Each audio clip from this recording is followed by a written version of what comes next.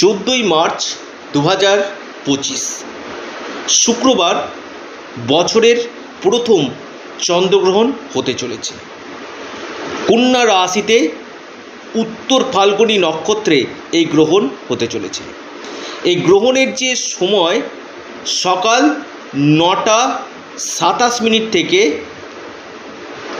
বিকেল 3টা 30 পর্যন্ত এই গ্রহণ চলবে, অর্থাৎ 6 ঘন্টা 3 মিনিট এই গ্রহণের স্থায়িত্ব রয়েছে।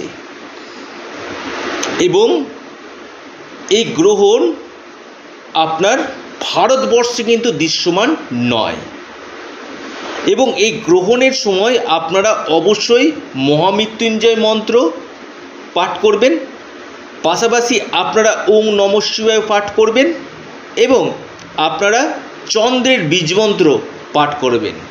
বিশেষভাবে আপনারা কিন্তু লাভ পাবেন।